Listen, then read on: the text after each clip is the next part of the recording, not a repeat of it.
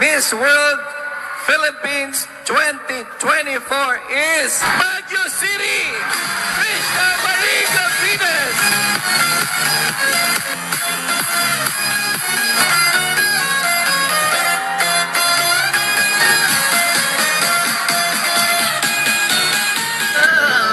Ngayon ay kumpleto na. Ang mga napanalunan ng representatives ng Baguio City sa mga national pageants such as Miss World Philippines, Miss Universe Philippines ng Binibining Pilipinas, tapos Miss International, tapos Miss Supranational na rin. Kaya congratulations Baguio City. Kaya congratulations din kay Krishna Gravides representing Baguio City for Miss World Philippines 2024. Kaya ngayon, pag-uusapan na natin ang full performance niya. Unahin naman natin ang swimsuit competition. Ang masasabi ko lang sa kanya is nagpakababae siya. So what I mean is that hindi masyadong magaslaw yung pagrampa niya sa stage, medyo naging mas finesse, mas babae talaga, no? Walang extra movements, hindi siya balahura tignan sa stage. Very smooth, tapos, alam mo yun, nakaka-relax tignan yung pagrampa niya. Tapos, bigyan mo pa siya ng additional experience, tapos exposure sa mga sinalihan niyang previous pageants. So, nakatulong itong mga previous experiences niya para malaman niya yung strengths and weaknesses niya o kaya yung mga adjustments niya na kailangan niyang gawin while sumasabak sa Miss World Philippines. Kaya naman, tinanghal siya bilang best in swimsuit sa part na to ng Miss World Philippines. Dumako naman tayo dito sa gown competition. All I can say is, wow, ang galing. Tapos, ang ganda rin ng design. Ang unahin natin is yung kanyang pagrampa sa stage, no? So, very elegant looking siya, napaka-regal niyang tignan, and then, napaka-flowy din ng pag-walk niya, yung pag-strut niya doon sa runway. Tapos, ang smooth din talaga, no? Uulitin ko. Wala kang makikitang distraction sa galaw niya. And alam niya kung paano i-adjust yung naaayon sa panlasa ng Miss World Philippines or Miss World Organization. So, alam naman niya, aware siya na nanonood ang Miss World Organization, kaya hindi siya pwedeng magpagaslaw-gaslaw, yung mga ganon. So, yes, yung design din, yung design ng gown is parang there's a touch of modernness. Tapos, yung Filipiniana na alam natin na parang may ano dito, yung signature na dito sa may bandang shoulders, no? So, yung design ni Rian Fernandez, makikita natin na nag-evolve na talaga yung mga designs natin, no? So, siya yung nag-design sa gown ni Krishna Gravides. Kaya naman, siya ang nanalong best in gown. Dito naman tayo sa winning answer ni Krishna Gravides. I'm sorry, hindi ko siya pwedeng i-play. Baka kasi makopyright. So, iyan yung question sa kanya.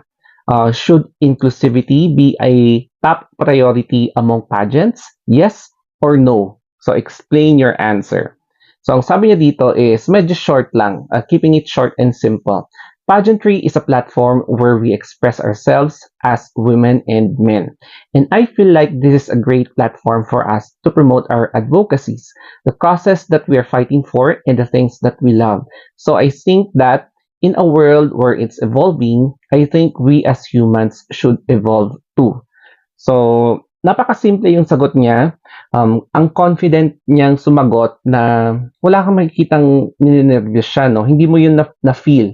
Tapos, alam mo yun, hindi rin siya na-distract, hindi siya na mental block, walang pause, dire-diretso lang siya.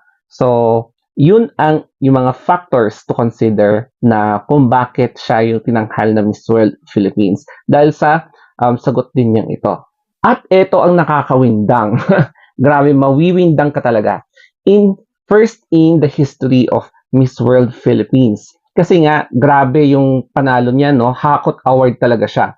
Kung merong award na Best in Hakot Award, I think dapat i-include din yun, no? Kasi ito yung mga napanalunan niya. Best in Evening Gown, Best in Swimsuit, Top Model Fast Track Winner, Miss Multimedia, Miss Photogenic, Miss Bench, Miss Hello Glow, Miss Dr. Leo, Miss ProCap, Miss Nanyang Basic, Miss Bagin, Miss Hair Fix, Miss Mestiza, Miss Best Skin by Cathy Valencia, Miss Oro China, Miss Bragais, Miss Mega World Resorts, and Miss 40 Care. O di ba? Ang galing. Lahat ata kinuha na niya. So, mapapasana all ka lang talaga kasi ang daming sponsorship ito. So, it would mean na she will be an ambassadress sa mga brands na ito. So, yung mga ibang award na to kasi is possible for endorsements. Alam nyo, nawindang din ako sa tanong na to, no? Sabi dito, ano kayang shampoo ni Krishna? Kakaiba yung thickness at volume ng hair niya. Tapos, ayan yung picture, courtesy of this woman, na siya yung part ng glam team, hair and stylist ni Krishna Gravides. So, kita-kita nyo nga naman, no? After the pageant. So, sabi niya dito, ayan po, Diane Joey Alcantara, yung hairstylist ni Krishna Gravides. So, syempre naman, no, siya yung salarin kung bakit ganito yung volume, yung thickness, tsaka yung styling ng hair ni Krishna Gravides nung finals night. Pati nung mga previous na sinalihan niyang mga pageants or previous events.